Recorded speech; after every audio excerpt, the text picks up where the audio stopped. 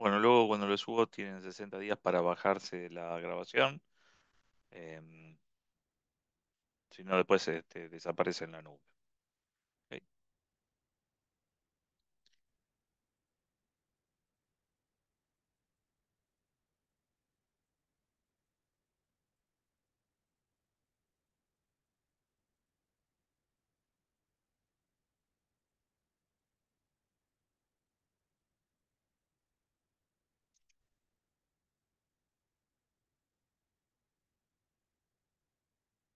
Bueno, la primera clase de hoy es una clase light, ¿no? Donde vemos un repaso de arquitecturas y también una introducción a los sistemas operativos. Vendría a ser la clase cero de la materia. ¿Mm? Hay clases más extensas, hay clases menos extensas. Las dos primeras clases son modelos teóricos, de marco teórico, bien, que no obstante deja de ser interesante, pero, pero sí, desde ya una disculpas porque no tiene una parte práctica como para poder asentar los conocimientos, sino que para la parte práctica van a tener que esperar hasta la clase de planificación, en donde ahí vamos a ver si ya la primera parte práctica de la materia. Y a partir de ahí, la materia, todas las clases van a tener partes prácticas, ¿no? Em, Estaba viendo un poquito también el cronograma, donde tenemos las clases, llegamos justito, ¿no? Llegamos justito para el 4 de octubre con una clase de repaso. Tenemos todas las semanas una unidad distinta y una semana anterior al 4 es el repaso y después vendría a ser el parcial. El parcial, algo que, bueno, no sé si saben o no lo saben, es común a todas las comisiones de la cátedra. La cátedra es única y tenemos distintas comisiones. Somos relativamente pocos docentes, seríamos 6 docentes, de los cuales creería que yo soy el que tiene mayor antigüedad, a excepción del director de cátedra. Y básicamente nos conocemos todos, preparamos los ejercicios, la parte teórica para el parcial. Así que en el momento de dar el parcial, es los sábados a la mañana o los sábados a la tarde, ustedes es el sábado a la tarde, a las 2 de la tarde, para dar el parcial. Y bueno, es, es la clase que destinada para el parcial de la materia. Así que ya saben, si tienen algo para el 4 de octubre, patéenlo, ese día no puedo, o después de las 4 o 5 de la tarde, ahí no hay problema. Ok, entonces, perdón. Cuando empezamos a hablar, esta es una clase ahora de repaso de arquitectura, capaz que este, algunos temas ya lo saben, algunos no, pero necesitamos empezar de una base.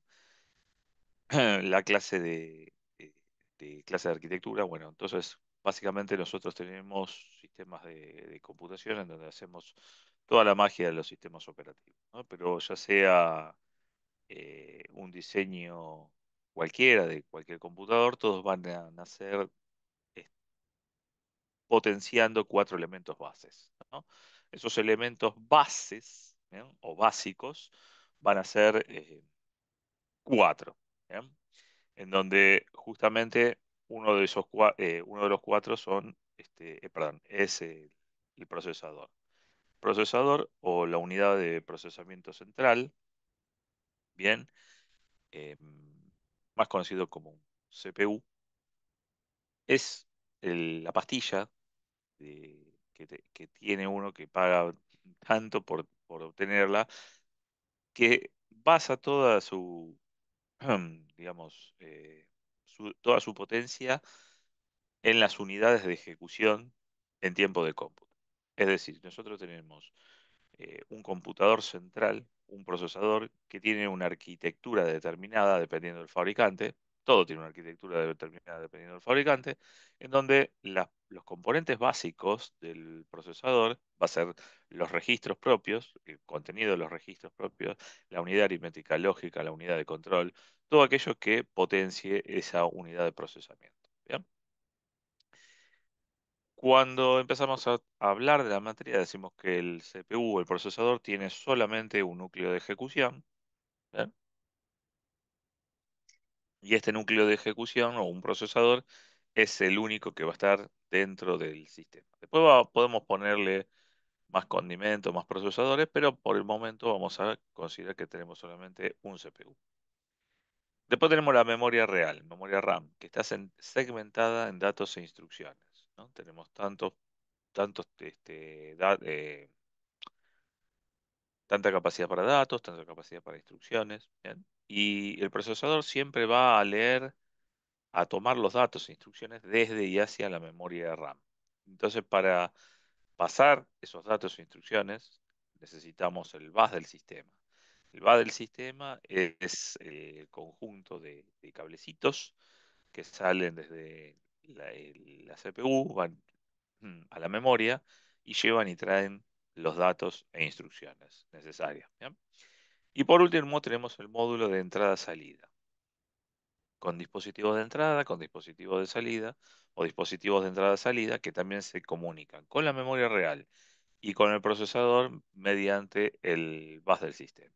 Entonces, tengo por un lado el bus, por el otro lado la memoria real, por el otro lado la memoria secundaria, que es parte de los elementos de entrada-salida, y por el otro lado el procesador. ¿Bien? Este diseño que ustedes vieron ahí no es que nació así como venía, sino que empieza a potenciarse después de el diseño de la arquitectura de von Neumann. Anterior a von Neumann, que eran los años 60, sí, 60 y pico, esos diseños no eran así, sino que consistían de distintos diseños para distintas funciones. No sé si alguno tuvo la oportunidad de ver el código Enigma, una muy buena película, en donde justamente diseñaban un sistema para decodificar eh, los mensajes de los alemanes para favorecer a los aliados, ¿no? Bueno, entonces ahí diseñaron justamente la encripción del código Enigma y si se fijan eran tremendas computadoras, tremendas heladeras que contenían la lógica de la codificación. Entonces, si uno quería hacer A más B, tenía que mover las poleas, cambiar el sentido de las palancas, cambiar el lugar de las válvulas, o sea, tenía que hacer todo un diseño si uno quería hacer A más B. Ahora, si querés hacer A menos B, tenías que rediseñar todo de vuelta para lograr ese objetivo. O sea, hoy es impensado, hoy es algo que uno lo hace casi sin darse cuenta, pero en esos momentos, si uno quería hacer A más B, no era lo mismo que hacer A menos B o A por B, siempre el diseño estaba atrás de la función. Entonces, lo que hizo von Neumann es decir, si yo necesito hacer A más B, o A menos B, o A por B, o lo que sea, no tengo que rediseñar todo. Yo con lo que tengo me debería alcanzar y me debería sobrar. Entonces la reprogramación debería ser eh, más inteligente sin necesidad de yo diseñar toda la parte del fierro, del hardware. Entonces, ahí empezó a pensar que lo mejor sería contener un lugar llamado memoria. Entonces, la memoria lo que hacía y lo que sigue haciendo es contener justamente las partes de los programas y a medida que va conteniendo las partes de los programas, voy eh, generando un flujo de información entre la unidad de control y la unidad aritmética lógica tal que a medida que yo voy ingresando datos, voy obteniendo los datos de salida. Bien, y esto, por supuesto, fue potenciándose con el uso de los años y cada fabricante tiene un diseño en particular, pero no hace falta que las funciones se adapten al diseño. Bien. Esto, Obviamente tuvo más, se potenció mucho más la parte de la computación por dos grandes factores. Uno es el juego y otro la milicia. Siempre la parte de milicia está metido mucho la parte de computación y en la parte de juego ni les cuento. ¿Mm? Por lo tanto, y analizando un poquito más de profundidad, decimos, bueno, si yo tengo esos componentes de computador, uno de los componentes principales es el bus, y el bus podemos verlo como un subconjunto de basecitos, ¿no? Entonces tengo el bus de control, que controla el flujo de información desde y hacia los dispositivos, el procesador y la memoria, haciendo uso de los N registros que existen en el procesador. Entonces, esos registros son de dos tipos. ¿Bien? Hay de dos tipos de registros. Uno que son los registros visibles para el usuario, ¿m? Y los registros que son visibles para el usuario son de tres subtipos. Registro de datos, de direcciones y de código de condición. Bien, esos registros son básicamente los de datos, eh, digamos, acumulan datos, los registros de direcciones acumulan direcciones y los registros de código de condición son los que obtienen el resultado luego de analizar una condición, un if, un else, un case. Esos son registros que son visibles para el usuario. Y los que no son visibles para el usuario, ¿ven? Se llaman de control y estado. ¿Mm? Entonces son registros que al no ser visibles para el usuario, los usa el sistema para su propia elaboración e información de mantenimiento del sistema en sí. Entonces, tengo, por un lado, registros visibles para el usuario y los registros que no son visibles, que son los de control y estado. Bien. Em, Ahora, tengo, por un lado, y hablando de lo que decía al inicio, el bus de control. Por el otro lado, el bus de direcciones, que controla desde dónde me, me envían un dato o una información, ¿bien? Y eso se va a ir acumulando en la memoria, ¿m?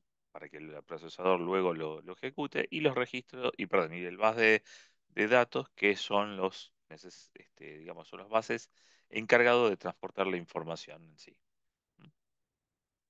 Esos componentes del computador son básicamente utilizados cada vez que se van a ir ejecutando una serie de instrucciones. Entonces, por un lado también le comentaba que tenemos los registros, y los registros, al ser visibles o no visibles, es una clasificación un poco más sintética de una clasificación mucha más amplia de la que tenemos. Entonces yo tengo registros de uso general, acumuladores, contadores, registros de base de datos. Estos son registros que seguramente lo hayan visto por arquitectura. O bien tenemos un uso específico de esos registros, punteros a pila, puntero de program counter o instructor pointer, que es el mismo registro, que es un registro de orden general también, un registro que se llama PSW, que es un registro de control y estado. El PSW es el Program Status Word, es un registro en donde justamente no es visible para el usuario y lo que se guarda es información contable, de auditoría, pero además de todo la información que tiene ese registro, tiene un flag que es muy importante, que es un flag que te indica en qué modo de ejecución estás. Si es cero es usuario, si es uno es supervisor. Entonces, ese es un registro que te va a indicar que si lo que estás ejecutando lo estás ejecutando bajo la orden del usuario o bajo la orden del sistema. Por lo tanto, mínimamente hay dos modos en un sistema operativo, que es el modo usuario, donde tenemos acceso a los registros que solo lo ve el usuario, y el modo supervisor, donde tenés acceso a todos los registros de todos lados. Bien.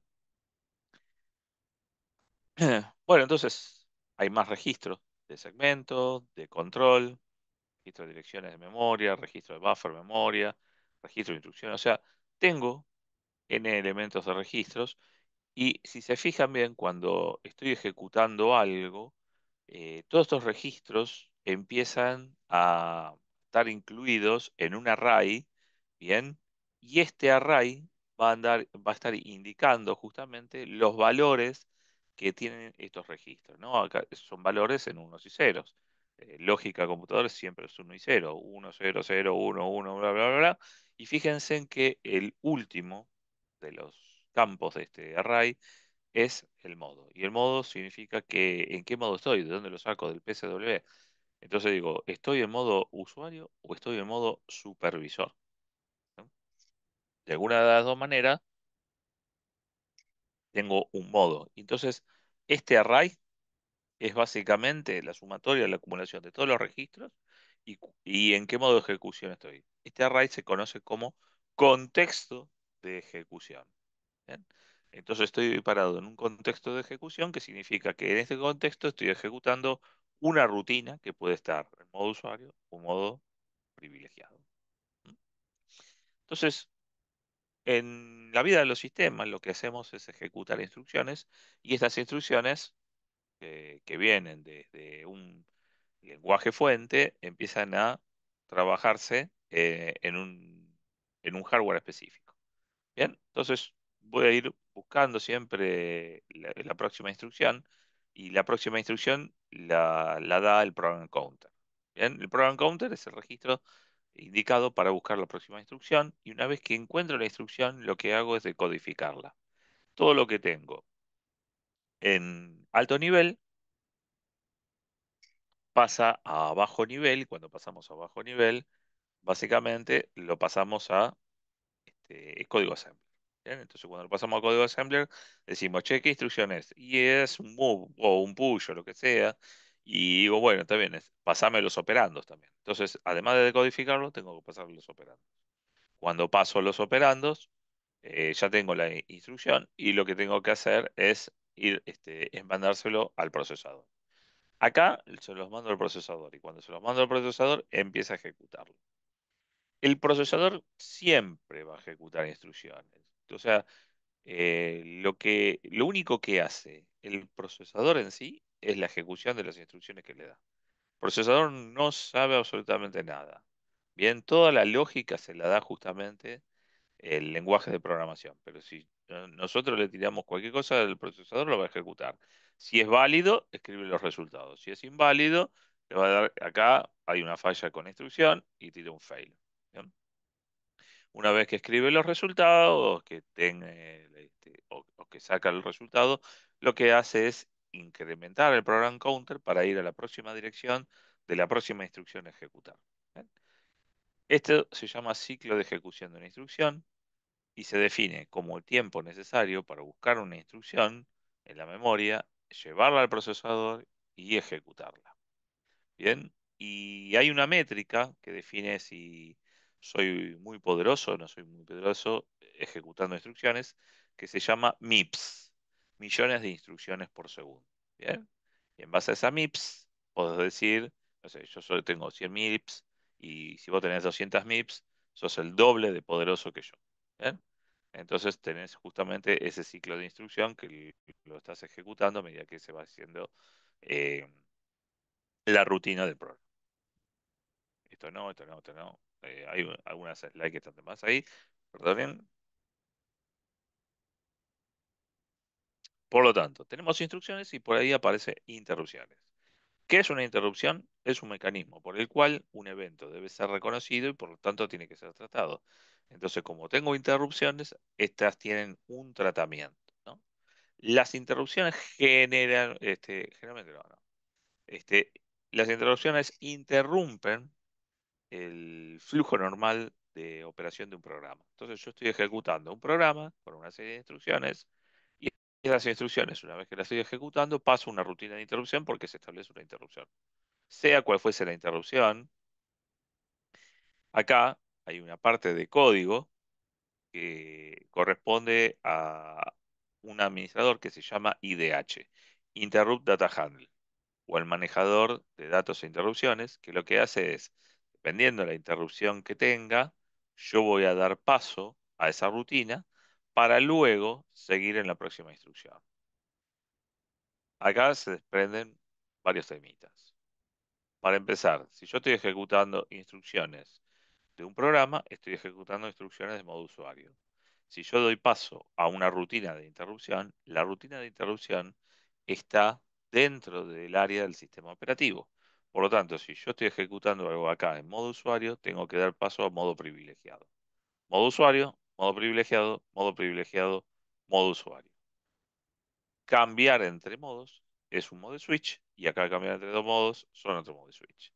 Entonces tengo un modo de switch, otro modo de switch y acá doy paso a la ejecución de esta rutina de interrupción, que la hace la parte del sistema operativo. ¿Bien? Entonces tengo clasificación de interrupciones, ¿no? Básicamente esa clasificación de interrupciones está dado por las siguientes definiciones, que pueden ser causadas internamente o externamente al procesador, sincrónicas o asincrónicas, o internas externas, perdón. Sincrónicas asincrónicas, quiere decir sincrónica que van a la misma velocidad que el reloj y asincrónica en tiempo diferido. De hardware que proviene de algún dispositivo de hardware o de software que puede venir de cualquier lenguaje fuente que pueda llegar a ejecutarse. Si son controladas por el programador, es un trap. Si no se pueden predecir, es una excepción. La excepción es algo que ocurre como una interrupción de muy alto nivel. Y si se las puede ignorar, es enmascarable. Si no se las puede ignorar, no son enmascarables y por lo tanto no pueden ser tratadas. Bien, entonces yo tengo distintos tipos de clasificación de esas interrupciones y esas interrupciones luego van a empezar a ser muy trascendentes durante las ejecuciones de los programas, porque en algún momento puedo llegar a tener cualquier tipo de interrupción. No sé, tengo que ir a buscar un archivo, es una interrupción. Bien, tengo que empezar a esperar a que se procese algo en el disco, es otra interrupción, y así sucesivamente. Entonces yo tengo un procesamiento por interrupción. Supongamos que eh, enchufo un pendrive, ¿no? Entonces, por ahí el hardware me genera la interrupción. Che, enchufate un pendrive, listo, perfecto. Lo que estoy haciendo lo tengo que terminar de hacer, o sea que completo la ejecución de lo que llevo de lo que estaba haciendo, porque no puedo dejar todo lo que estaba haciendo a medio hacer.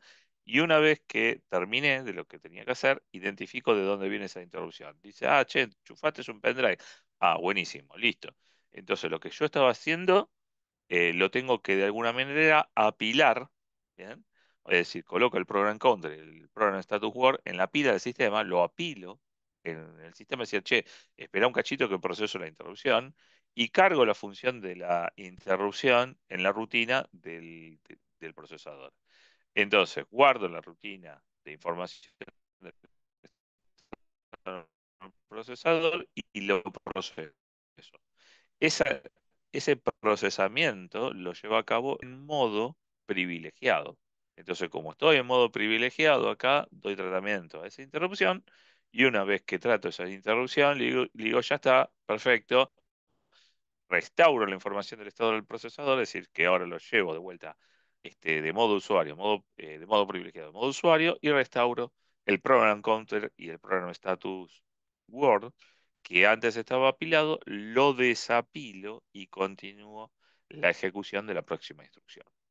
Es decir, lo que yo había hecho, no lo pierdo. Lo tengo que de alguna manera conservar. Como lo conservo, tengo que conservar ya sea el program counter y el program status word, porque justamente me dice, che, ya pasás a modo privilegiado, entonces apilate y apila también el program counter para que no siga ejecutando otra instrucción hasta que termine la interrupción. Una vez que termino la interrupción, desapilo y continúo por la próxima instrucción. Y así como tengo una interrupción, puedo tener n interrupciones, y estas interrupciones, si se fijan en una tablita de IRQs, ¿bien? Básicamente son PICs, que son interrupciones programables. Estas interrupciones van a tener una clasificación que significa que van a estar priorizadas, es decir, que la interrupción de más alto nivel es del reloj y así bajando instrucciones cada vez de más bajo nivel. Ojo, las interrupciones pueden llegar a competir entre ellos. O sea, yo tengo interrupciones que compiten con otras interrupciones, la interrupción de más alto nivel es la que gana. Tengo instrucciones y tengo interrupciones, entonces tengo que mandar las interrupciones dentro del ciclo de instrucción y por lo tanto tengo que empezar a ejecutar estas instrucciones teniendo en cuenta las interrupciones, ¿no? Entonces, como tengo en cuenta las interrupciones, dentro del procesamiento de la interrupción, lo que tengo que hacer es decir, bueno, proceso la interrupción y perdón, proceso la instrucción. ¿Cómo voy a procesar la instrucción? De la misma manera que lo hacía antes. Buscar la instrucción, decodificarla, buscar los operandos y ejecutarla. Fíjense que esta parte no cambia, queda todo igual. ¿Ya? Entonces, hasta acá queda todo igual, ejecuto y una vez que ejecuto, verifico si en una fase que se llama fase interrupción, si hay interrupciones o no habilitadas. No hay interrupciones, bueno, incremento del program counter. Si hay interrupciones, son enmascarables o no son enmascarables. Si son enmascarables y que pueden ser tratadas, no las ejecuto inmediatamente. Si no son enmascarables, no tengo más remedio que procesarlas, las proceso y luego busco la próxima instrucción para continuar. O sea que este es un ciclo de instrucción que es completo y al ser completo considero todas las fases que pueden llegar a venir, ¿no? Siempre la parte de la búsqueda eh, de la instrucción se llama fase de búsqueda o fase de fetch. Luego tenés la fase de codificación, la fase de ejecución, la fase de write back y la fase de interrupción, ¿no? Son cinco fases. Búsqueda, decode, execute, write back y fetch. Interrupt. ¿Bien? Esta es la del fetch. Entonces, uno puede empezar a suponer que decir, bueno, bárbaro, tengo procesadores que van a ejecutar serializadamente a medida que van viniendo las instrucciones. Viene una instrucción, tiene todo el ciclo. Viene otra instrucción, tiene todo el ciclo. Pues supongamos que no hay interrupciones por el momento, ¿no? Pero sí, tengo acá un ciclo, acá tengo otro ciclo, acá otro ciclo, y así sucesivamente. Bien, el ciclo de la instrucción son estas rutinas. Y cada uno tiene una cantidad de ciclos de máquina.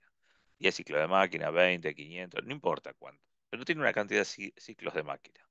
Como tengo una cantidad de ciclos de máquina y solo el procesador va a ejecutar donde está celestito, fíjense en que el procesador acá ejecuta ocioso. Y yo lo que necesito es que el procesador labure lo máximo posible en el mejor tiempo posible. Por lo tanto, si yo le doy esta ejecución serializadamente, no termina nunca más de hacer toda la rutina. ¿Bien? Por lo tanto, lo que hago es tomar lo que se llama una tubería, un pipeline, en donde meto todos los ciclos, todos los ciclos de todas las instrucciones, de una manera en donde se puedan solapar todas las instrucciones, a excepción de la ejecución. ¿Por qué? Porque el procesador es una entidad capaz de ejecutar una instrucción a la vez. No ejecuta 200 a la vez, solo ejecuta una instrucción a la vez. ¿Bien? Entonces acá ejecuta una, acá ejecuta otra, pero siempre una a la vez. ¿Bien? Lo que pasa es que el ciclo de ejecución va por el tiempo de reloj y como la ejecución es cada vez más rápida, uno supone que está ejecutando muchísimas cosas a la vez. No, la realidad es que ejecuta una cosa a la vez, pero el ciclo es demasiado corto y podría decir que son microsegundos estos. ¿Bien? Entonces, la ejecución de microsegundos ya ni siquiera el ojo humano lo puede llegar a apreciar. ¿Qué pasa acá?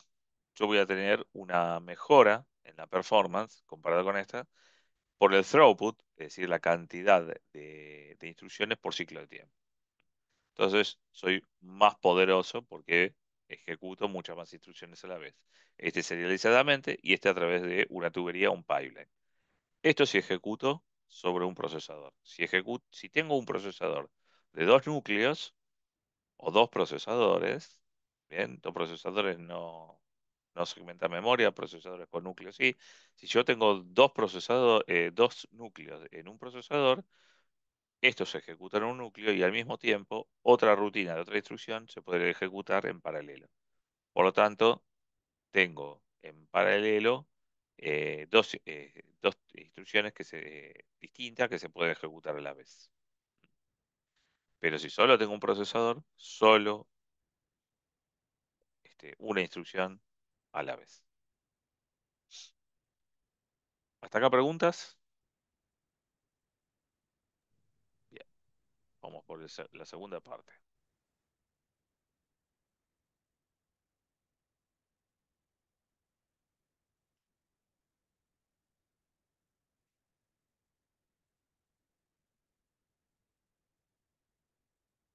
Bueno, una cosita antes de continuar, que antes que me olvide. Por un lado vimos el procesador, el bus. eh, por ahí también tenemos los dispositivos de entrada-salida que en algún momento vamos a encargar de hacer un doble clic. Y por el otro lado falta la memoria. Bien, la memoria real o memoria principal tiene tres características bien definidas. La primera es el costo por bit. Bien, y después tenemos la velocidad y por último la capacidad. A mayor velocidad, considerando una igual o mayor capacidad, voy a tener un menor costo por bit. A mayor capacidad, considerando una igual o mejor velocidad, el costo por bit también disminuye.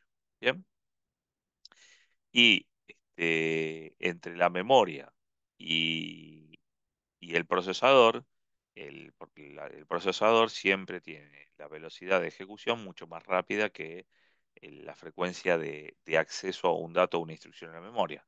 Por lo tanto, entre el procesador y la memoria real aparece justamente la memoria caché.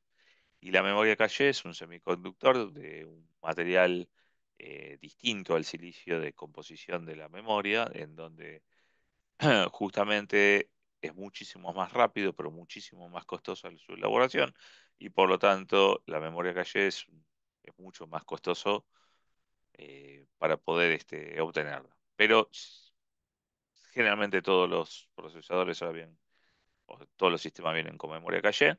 Hay memoria caché que está más cercana al procesador, memoria caché que está más cercana a la memoria real. Nosotros vamos a trabajar como una memoria caché este, que es intermedia entre el procesador y la memoria real.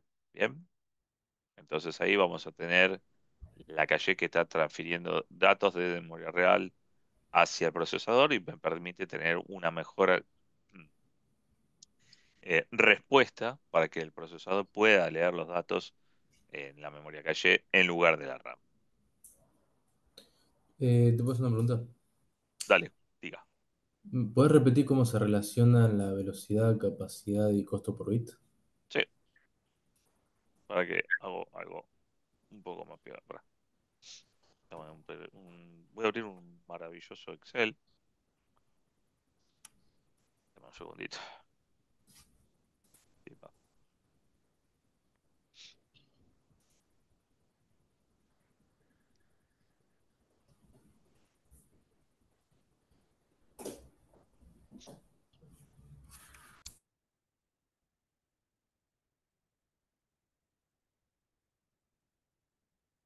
Estoy abriendo. Un momento, por favor.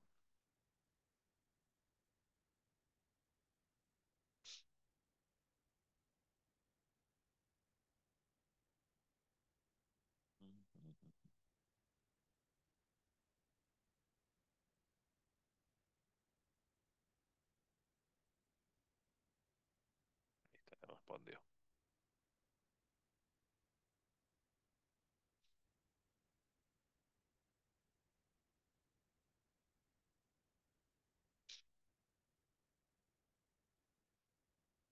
Ok, ¿dónde están? Están acá. Excel.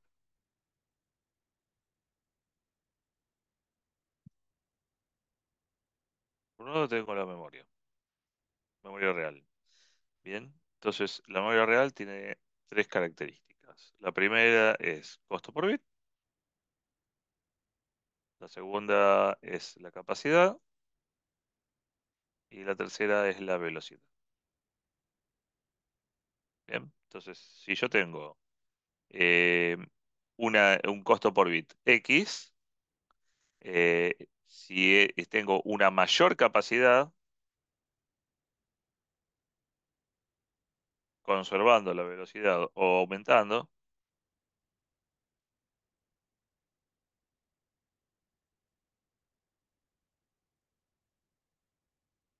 disminuye el costo por bit. Quiere decir que si yo tengo una memoria más grande, pero si conservo la misma capacidad, la misma velocidad, el costo por bit disminuye. El costo por bit es el tiempo de acceso a una celda. O sea, no lo vean como la parte económica nada más. Y si yo tengo una mayor velocidad, conservando la capacidad aumentando,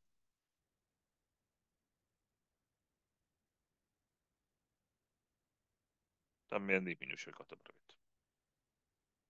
Me queda igual. Bien. Y otra de las cosas que les decía también, que por un lado tengo la CPU, por el otro lado tengo la memoria caché, por el otro lado tengo la memoria real. Bien. Y lo que hago entre memoria real y caché es transferir bloques. Transfiero bloques de la memoria real y la caché lo que hace es un flush, un refresco de caché, baja todo lo que tiene caché y lo pasa a memoria real. Y entre CPU y caché lo que hay es una transferencia, pero de algo que se llama palabras. ¿Qué es la definición de palabra? Gracias a ti me hiciste acordar de algo que me había olvidado. Palabra se define como lo siguiente. Si un set de direcciones es de longitud fija, si un set de direcciones es de longitud fija, la longitud de las direcciones es igual a la palabra. Si un set de direcciones es de longitud fija, la longitud de las direcciones es igual a la palabra. Y ustedes me dicen cómo se come esto. Bien, supongamos lo siguiente, que yo tengo código de operación y tengo direcciones, ¿no? Entonces, acá, entre estos dos, tengo 16 bits. O sea que la memoria de 16 bits y tengo 4 bits para el código de operaciones y 12 bits para las direcciones. ¿Cuántos códigos de operaciones posibles tengo? 2 a la cuarta, 16. ¿Y cuántos códigos de direcciones posibles, perdón, cuántas direcciones posibles tengo? 2 a la 12, 2 a la 10 es un K, 2 a las 11, 2K, 2 a las 12, 4K. O sea que tengo acá 4K direcciones o 4096 palabras. Bien, esto se define, es una definición, 4096 palabras. Quiere decir que cuando yo hago una transferencia entre CPU y caché va a haber una cantidad direccionable, que esto se define como palabras. Bien, ok. Acá le agregan la flechita que sea necesaria. Muy bien. Continuamos con slide, decía. Bien, entonces hoy empezamos con la rutina bueno, de repaso de arquitectura y ahora vemos la parte de sistemas operativos, introducción de sistemas operativos y básicamente cuando uno empieza a analizar un sistema operativo tiene un montón o una serie de definiciones, ¿no? Entonces, una definición que puede abarcar un sistema operativo es que es un conjunto de lenguajes, programas, rutinas y procedimientos, manuales y automáticos, que permite la realización de la ejecución de programas en un sistema de cómputos y que además tiene mm, tres funciones principales. Una de las funciones principales es el IPL. Bien. O sea, perdón, tres objetivos principales. Uno de los objetivos es el IPL. El IPL se define como Init Program Loader o el programa de inicial de carga. Es el buteo del sistema. Quiere decir que cuando hay un arranque, hay un buteo que controla todo, que verifica que esté todo bien, perfecto, maravilloso. Bien. Y las otras dos partes es administración de los recursos y gestión de los usuarios. Bien. Es el gran administrador de todos los recursos de un sistema informático y además gestiona todos los usuarios, usuario con más perfil, menos perfil, etcétera, etcétera, etcétera. ¿Bien? Eso es como parte integral de los objetivos de un sistema operativo. Y además en otro libro definen tres conceptos básicos también, que es la facilidad en el uso, ¿bien? No tengo que ser un ingeniero de la NASA para manejar un sistema operativo. Digamos, la capacidad de evolución, además, ¿bien? Si necesito, eh, si necesito decir, bueno, por decir algo, tengo el sistema operativo 11 y tengo que pasar al 12, bueno, si vos querés pasar del 11 al 12, necesitas 80 gigas de RAM. Pará, que con lo que tengo me debería alcanzar, pero no, vos necesitas 12 gigas, 80 gigas de RAM para pasar a la versión 12. Bueno, o sea que necesita tener esa facilidad en la capacidad de evolución y por último, ser eficiente en el manejo de los recursos. Eh, Supongo que a esta altura saben la diferencia entre eficacia y eficiencia, ¿no? Bueno, entonces, como dice acá, ¿qué debería cumplir un sistema operativo? Y bueno, administrar los programas, tener como interfase a los usuarios de los dispositivos, verificar, gestionar la memoria, gestionar los dispositivos de entrada y salida, los archivos y comunicarme entre los distintos programas. Si ustedes lo ven, modularidad como módulos, salvo la parte de interfase, es el programa de la materia. Bien, vamos a tener tema uno, o sea, el tema de hoy, introducción a los sistemas operativos, la clase que viene es teoría de proceso y después planificación. Y después tenés hilos. Es todo esta primera parte. Después tenés sincronización e interbloqueo de esta parte, después tenés memoria, después tenés file system. Bien, o sea que ves todo básicamente dentro de las funciones que es el cumplimiento de los sistemas operativos en sí. Entonces vos vas a tener un sistema operativo que te va a abstraer básicamente de cualquier capa intermedia y vos sabés que el sistema operativo va a administrar todos los recursos y el usuario que está acá, digamos, en la pirámide, en la punta de la pirámide, va a poder hacer uso de todo lo que tiene el sistema operativo hasta llegar a los recursos provistos por un hardware determinado. Este usuario que está acá es la persona más odiada del planeta del sistema. Bien, lo quiero encajonar siempre. No necesito que salga de esta aplicación. Bien, si es posible, solamente que haga contacto visual. Ya poner los dedos me pone nervioso. Entonces, tengo este usuario acá que utiliza una aplicación y para utilizar esta aplicación seguramente tuvieron que utilizar distintos tipos de interfaces, compiladores, etcétera, etcétera. O sea, básicamente para la construcción de esta aplicación, utilizar herramientas, que estas herramientas utilizan bibliotecas, distintos tipos de librerías, que a su vez estas librerías hacen uso del kernel. El kernel es la palabra núcleo del sistema operativo, que envuelve todas las rutinas de hardware, pero estas bibliotecas hacen uso del kernel a través de las syscalls. Y las syscalls son herramientas provistas por lenguaje de programación para acceder a los recursos del kernel. Ahora, estas herramientas se pueden comportar además como un wrapper, ¿bien? Que el wrapper se convierte como si fuera un wrap de pollo. Lo que hace es envolver el uso de esta syscall para trabajarlo gestionándole una portabilidad.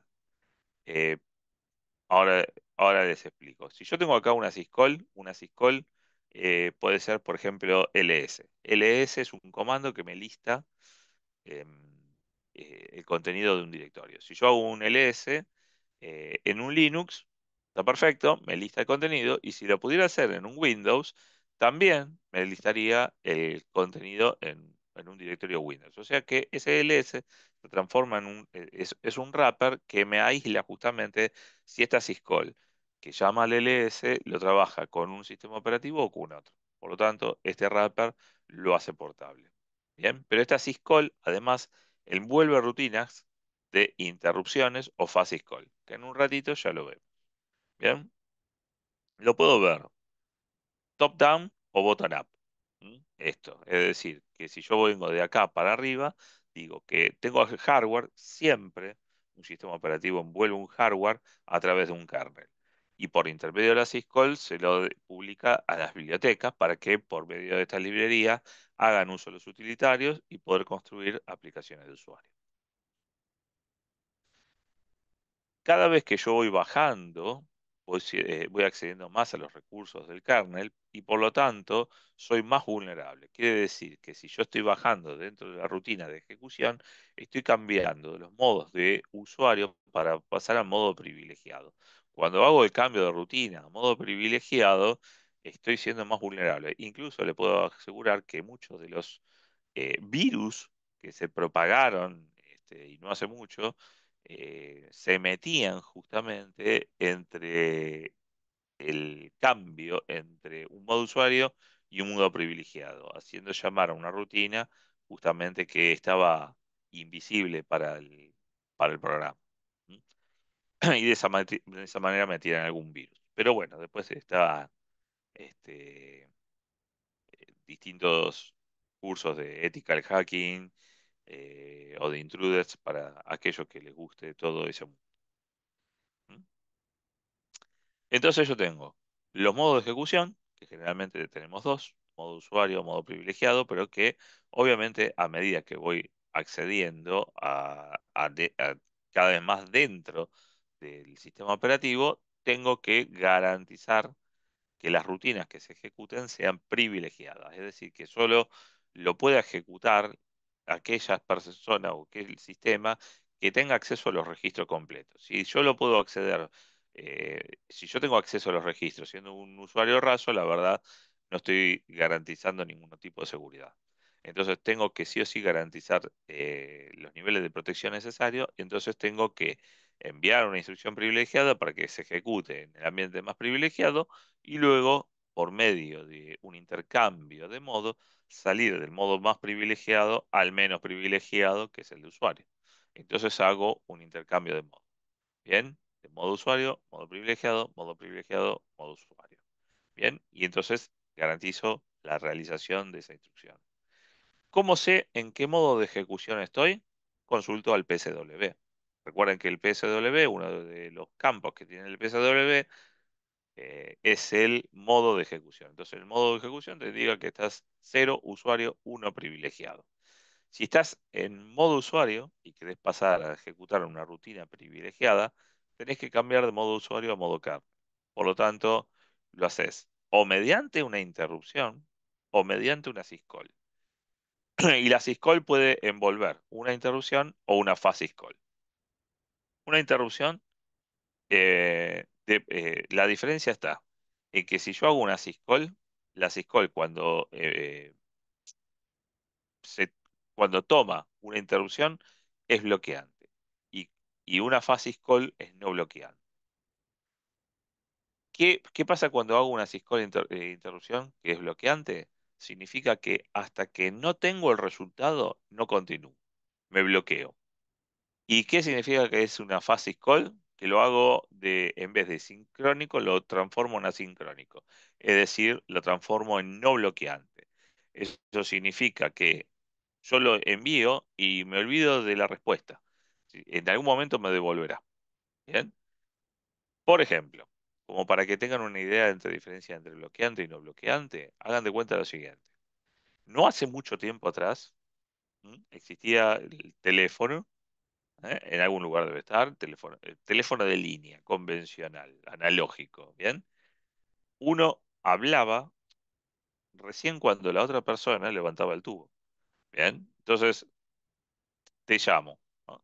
Entonces, sonaba, y recién cuando la otra persona levantaba el tubo, ahí enviabas el mensaje. No no podías enviar el mensaje sin que la otra persona no levantara el tubo. Entonces, de esa manera es bloqueante. Vos no podés enviar un mensaje hasta que alguien te atienda. Una fast call, olvídense el teléfono, tienen un WhatsApp. Entonces uno le manda un WhatsApp a, no sé, un amigo, novio, amante, lo que sea, y le dice, a ver, ¿cómo estás hoy? ¿Qué vamos a comer? ¿Vamos al cine? Y la otra persona ni lo vio, pero el mensaje fue enviado. Es decir, es no bloqueante. Yo puedo continuar la ejecución de mi proceso sin esperar un resultado. independientemente que el resultado sea bueno o malo. Bien, entonces, por un lado me bloqueo y por el otro lado no me bloqueo. Una vez que accedí a la instrucción del kernel, ejecuté la instrucción privilegiada, tengo que salir de modo kernel a modo usuario. Y bueno, retorno a modo usuario con un exit y una vez que retorno, restauro el contexto. Porque acá el contexto tiene que ser salvado para llevar a cabo o una interrupción o una syscall. ¿Bien? O una llamada al sistema. Entonces la interrupción es específica, la syscall es no específica. ¿Qué significa la interrupción específica? Significa que voy de manera específica, sin lugar a duda, de dónde voy a ir. Eh, Hagan de cuenta que quieren grabar un archivo. Entonces, si yo lo digo de manera en formato de interrupción, digo grabar archivo que se encuentra en tal lugar, a tal disco en el cilindro, con tantos sectores, bla, bla, bla, bla. O sea, armo un lindo choclo, que es una interrupción, pero que es lo más performante que existe.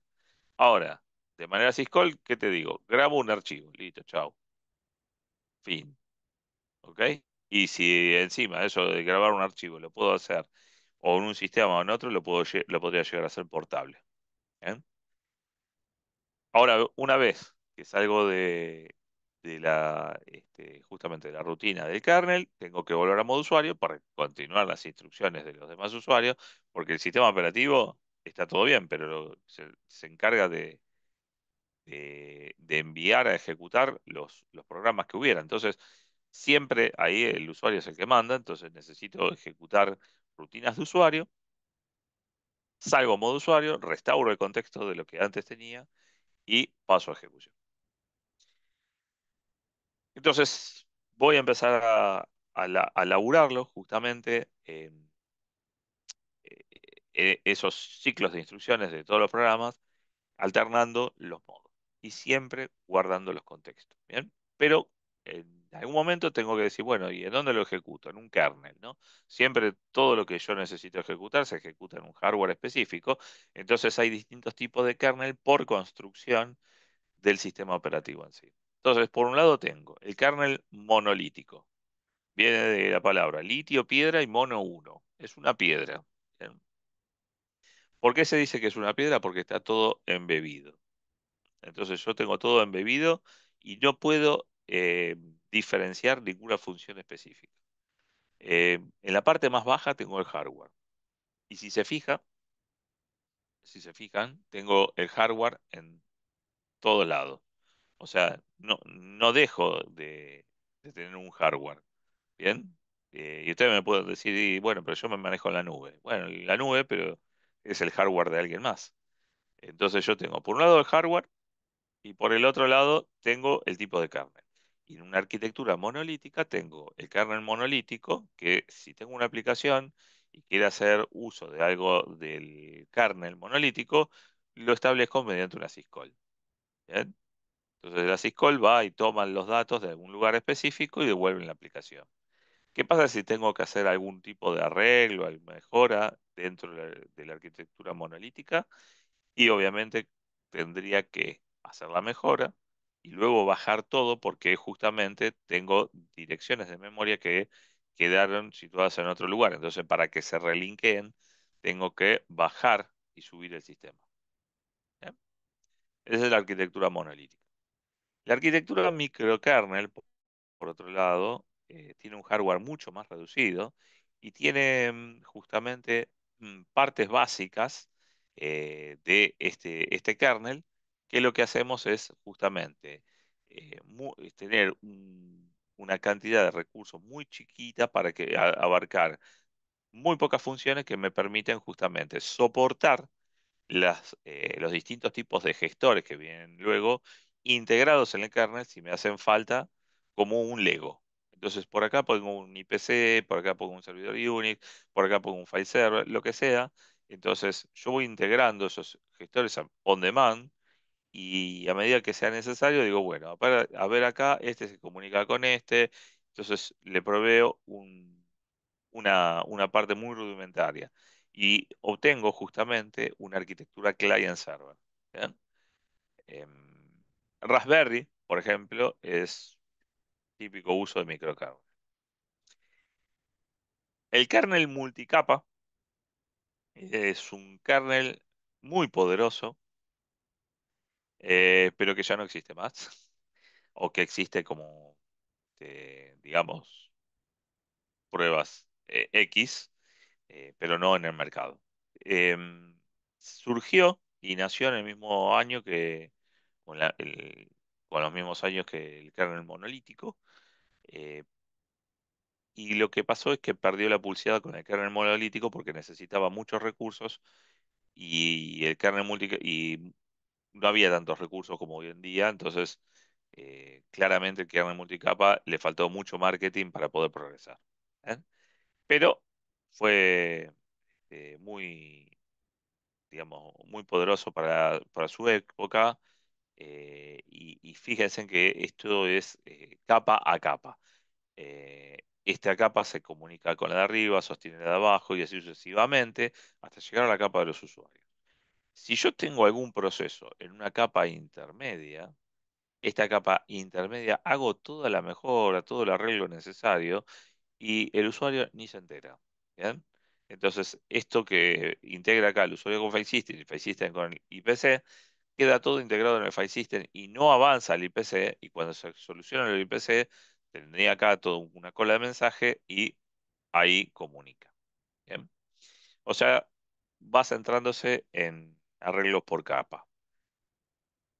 El multicapa no se necesitaba nunca, en su vida se booteó multicapa. ¿Bien?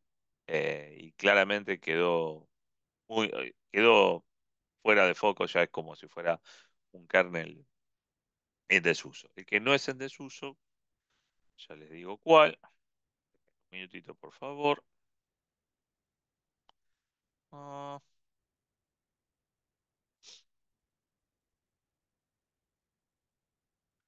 es el kernel virtual. ¿No? Kernel virtual, básicamente, yo tengo de dos tipos. ¿Bien? Hay de dos sabores, hosteado y bare metal. El hosteado trabaja como si fuera una aplicación más, ¿no? Ese que ustedes van a poner en su casa, en su notebook, en su PC, donde sea. Van a decir, bueno, yo tengo un hardware, tengo acá el sistema operativo y por acá tengo aplicaciones y voy a tener la aplicación virtual. ¿Bien? Entonces por acá construyen una cajita con una máquina Linux, acá ponen una imagen ISO de Windows, etcétera. ¿No? Entonces, es una aplicación más dentro del entorno que ustedes tienen. ¿Qué pasa acá? Supongan lo siguiente, supongamos que tenemos 8 GB de RAM, al sistema operativo se come, no sé, medio giga, acá tengo 2 gigas para esta aplicación, acá tengo 1 giga, tengo 3 gigas y medio, y entonces me quedan 4 gigas y medio para decir, bueno, o levanto una caja Linux o levanto una caja Windows.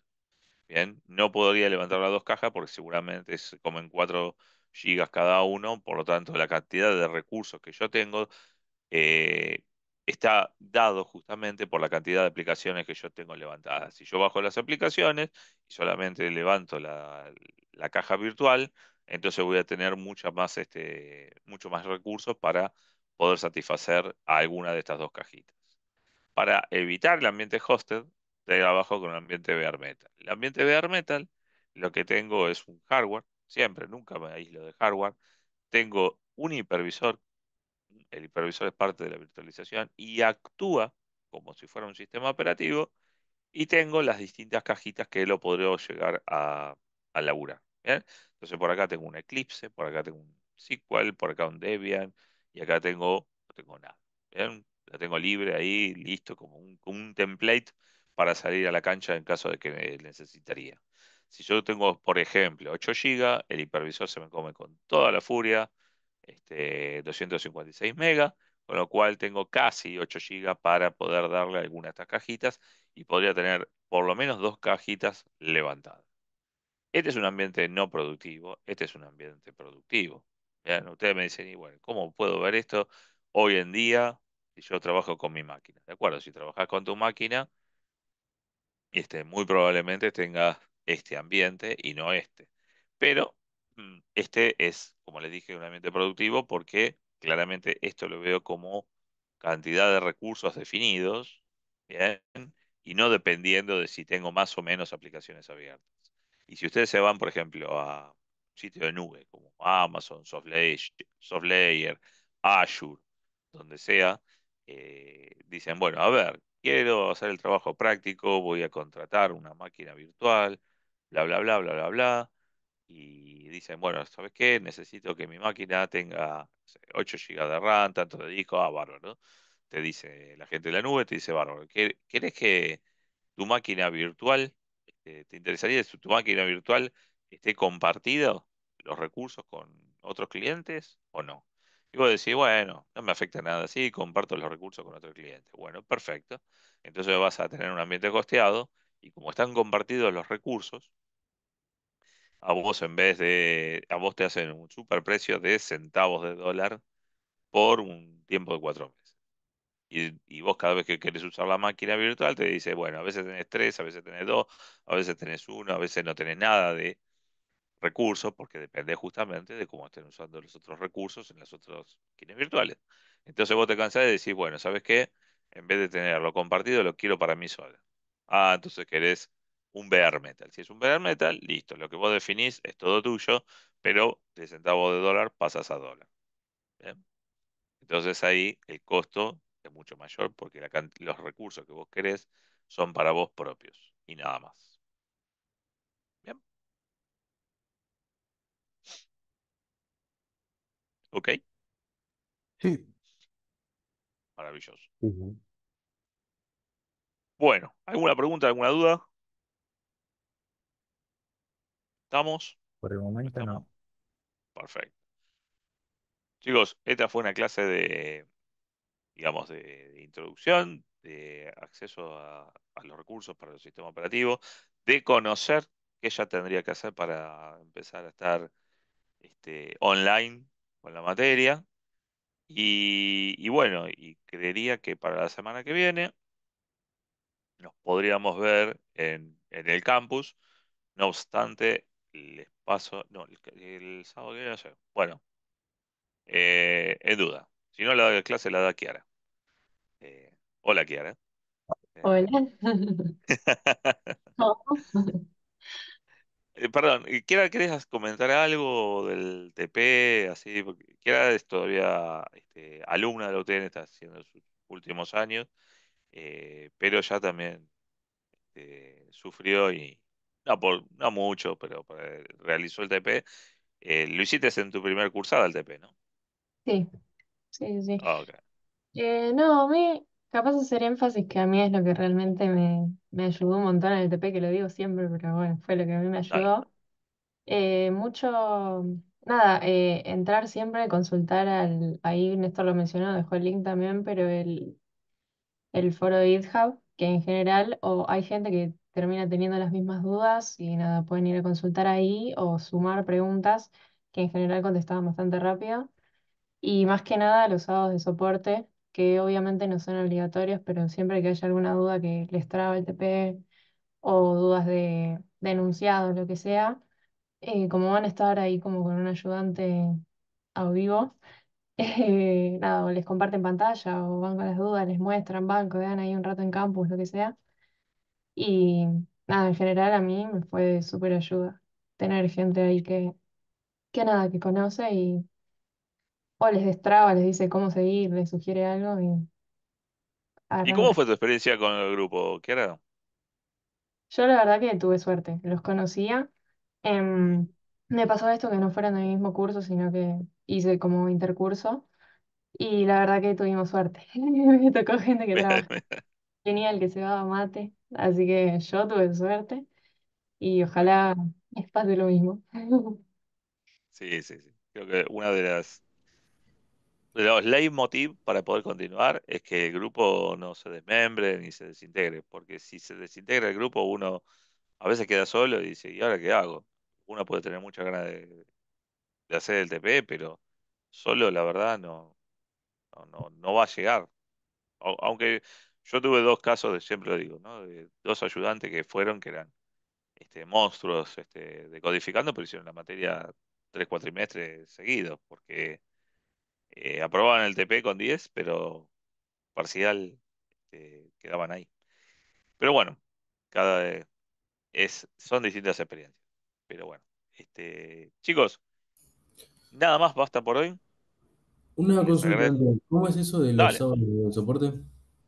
Hay algunos sábados que vas a tener soporte presencial y otros virtual. Pero para eso está la página de UTNCO que te va a decir, este sábado hay soporte virtual, o este sábado, si es soporte virtual es por canal de Discord, como dijo que era también ahí en el foro de GitHub, Ah, ahí están un montón de preguntas ya respondidas. ¿No es cierto, Kiera? sí, eso, tal cual. Y que les sugiero, si quieren, váyanse metiendo al Discord, si no están todavía, que por ahí también van avisando qué modalidades cada sábado. ¿Eso en un horario fijo nos van a ir diciendo?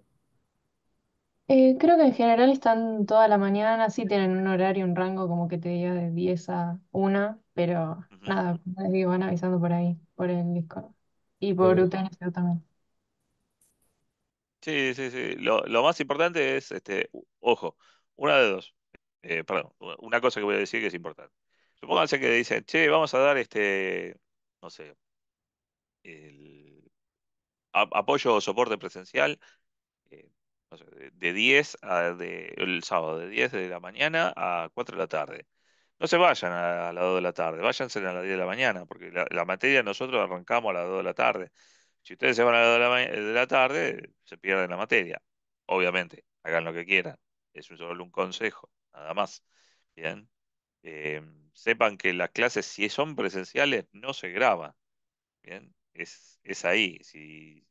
Y si son virtuales, las grabamos. Ya les dije que no tengo ningún inconveniente. La van a tener 60 días, pero no es lo mismo que estar ahí presente on demand. Eh, Nada, detalles. Sepan que existen las alternativas nada más. Sean piolas para ese tema. Bueno, 16:20. Hoy es una clase tranqui, así que no hay. Y si después me preguntan, esta clase se toma en el parcial, todo entra. Absolutamente todo puede entrar. Todo lo que se da, todo puede entrar. No tomamos ni más ni menos de lo que se da. ¿Mm? Pero obviamente si uno dice, bueno, a ver, de los temas más importantes, y bueno, podría llegar a cerrar un ojo y decir, bueno, esto capaz que no entra. Y si entra, chao, a la lona. Eh, Chicos, que tengan un excelente fin de semana, descansen y nos veríamos el sábado que viene. Hasta luego, Gracias chicos. igualmente, profe. Fin de Muchas semana. gracias. Igualmente, profe, Igualmente. chao. Chao, chao. Horrible. Chao, profe.